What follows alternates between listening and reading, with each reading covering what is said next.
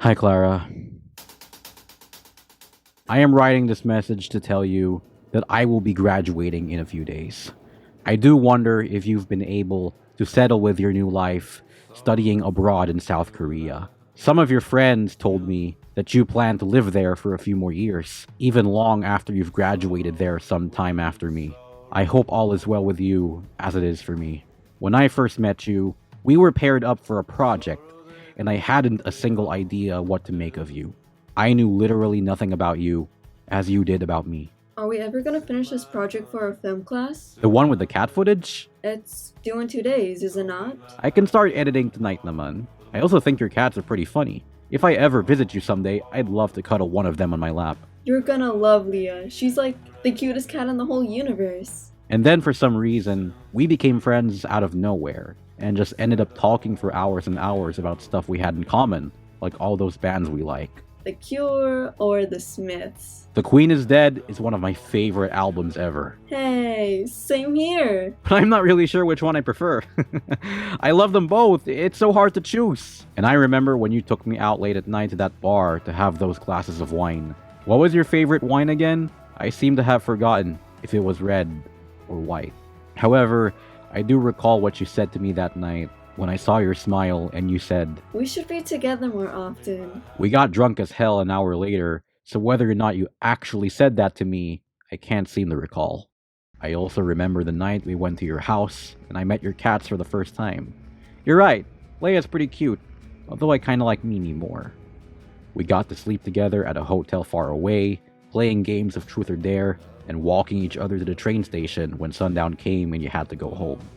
But perhaps my fondest memory of us was when you were out there, standing alone at night, waiting for God knows if it was a bus or a taxi, all because the trains were closed down. The winds were breezy.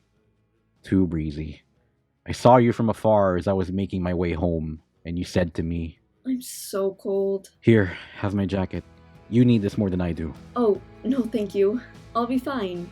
You need it more than I do. But you said you're so cold.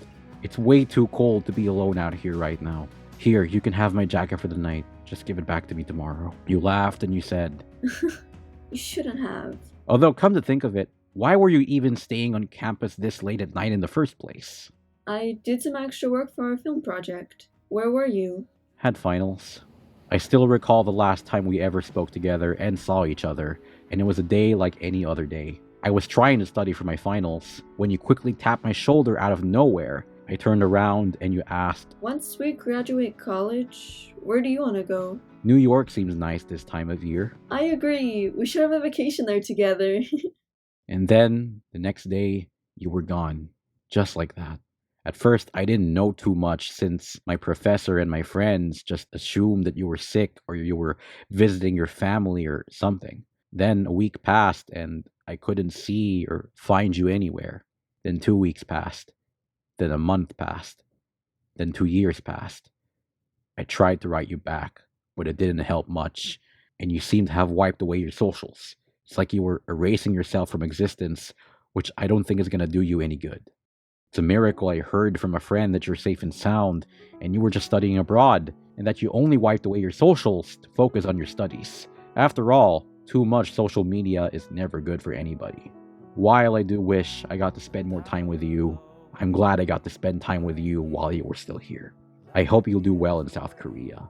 Living far away can be hard, believe me, I've been down that road before. Send some pictures for me, and as I graduate, I don't even know what's gonna happen to me from here on out, so we'll just have to wait and see. You are the most beautiful person and the greatest friend I've ever had in my college life, and I hope to wait for as long as I can until the day we cross paths again. Love.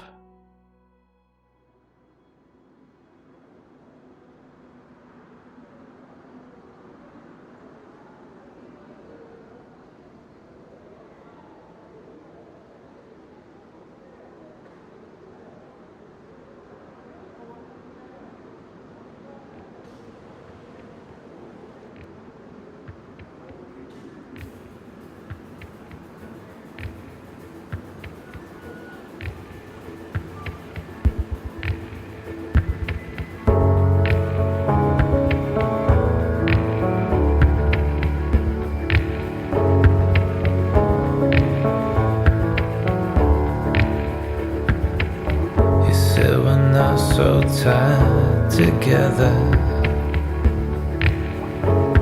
What did you mean?